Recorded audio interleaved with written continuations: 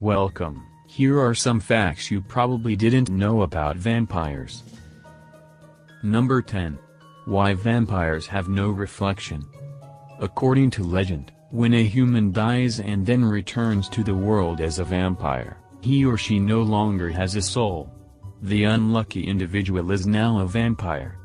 It was once believed that mirrors cast back the image of the body and the soul, therefore if you didn't have a soul, you couldn't have a reflection. Mirrors also used to contain some silver, which could also have made a vampire's reflection hard to see. Silver, as pretty much everyone knows, is toxic to the undead. Seriously, if you don't know that, what have you been doing with your life? Number 9. The Egyptians had vampires. Sort of. Ancient Egyptians had all kinds of gods. The warrior goddess Sekhmet had the very bad habit of walking among men, slaughtering them and then drinking up all of their blood.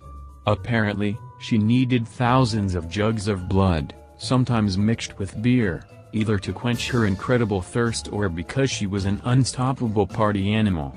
One of her nicknames was the Lady of the Bloodbath. Another was Lady Who Maybe Stole My Cell Phone.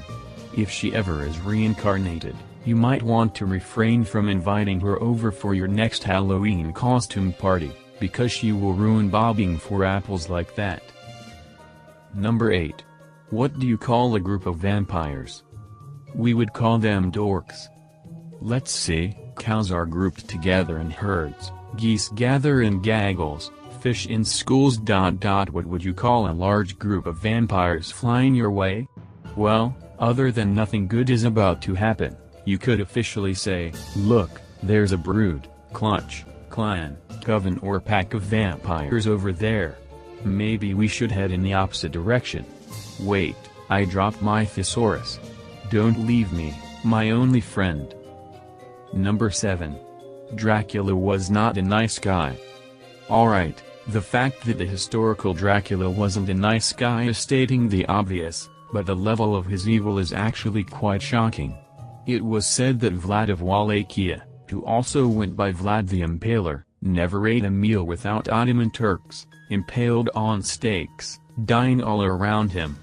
This 15th century Romanian monster left, at one time, 20,000 corpses stuck on pikes outside of his castle as a warning to all who would dare challenge him. When a corpse became too rotten to display any longer, Vlad had no problem making a new one to take its place. Apparently, he took his nickname very seriously. Vlad the Home Decorator. Number 6. Vampire defense. If a vampire bites you, not all hope is lost. Different societies believed there were different cures for the affliction known as vampirism. Here are some things you can do if you suspect those marks on your skin aren't from a mosquito, or you want to keep an unwanted vampire away. Eat lots of garlic. Spread salt around the house. Wear iron, not silver, jewelry. And last but not least, scatter seeds around your house because vampires like counting them and can get distracted, which will give you time to escape. Number 5. Unusual ways to become a vampire. Depending on the culture a vampire came from, there were a lot of interesting ways a vampire could be made. In Romania, for example, people used to believe a child could simply be born a vampire if the right spell was cast during or before the birth. Other fun ways you could become a member of the Club of the Undead were partaking of lion meat slaughtered by a wolf, being a Satanist or a witch, committing suicide, letting a cat or dog walk above the newly departed, or being buried, after you die, of course, in the wrong manner. And here you thought all it took was a simple bite on the neck. Number 4. The word vampire has many possible roots. There is some disagreement among scholars about the true origins of the word vampire. It might be Hungarian, Romanian or Turkish in origin, or perhaps the word even came from Hebrew. Other theories speculate the word dates all the way back to ancient Greece, where it might have come from the verb to drink. Regardless of the origin of the word, The terror it has so often inspired remains the same everywhere, because people don't really care about word origins when a monster is trying to eat them. Number 3. Vampire pumpkins and watermelons. Really? Okay, vampire pumpkins and watermelons might not sound scary, but in the Balkans people actually once believed that gourds posed a real threat. If a pumpkin or watermelon was left outside for too long after picking, and especially if it wasn't gobbled up before Christmas, the fruit in question could turn into a vampire. Even though this kind of food wasn't deemed desirable, an undead pumpkin was a low-level threat, because, without teeth, the fruit had no way of biting its potential victims. Number 2. Britain's Prince Charles might be related to Dracula.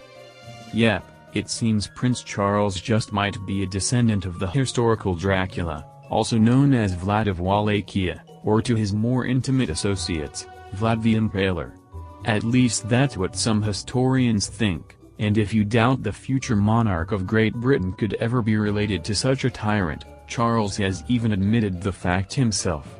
He stated that genealogy has proven his kinship with the dastardly prince. Because of this, Charles once joked that he had a bit of a stake in the country, Romania. Peasants being impaled by the thousands. Hilarious. Number 1. A real disease causes vampire-like symptoms. The very rare, and unusual, group of diseases known as porphyria can actually cause vampire-like symptoms. That said, the disease is something you definitely don't want, just in case any of the Twilight fans out there were hoping for a chance at the romantic and glittery vampire life. People afflicted with this condition suffered from a severe sensitivity to sunlight, hallucinations, paranoia, possible madness and a host of other debilitating conditions. The disease has been associated with vampires in the past, but in reality, it only gives its victims a vampire's weaknesses, but none of the vampire's strengths. So basically it turns you into Count Duckula. A vampire that eats broccoli? What a wuss.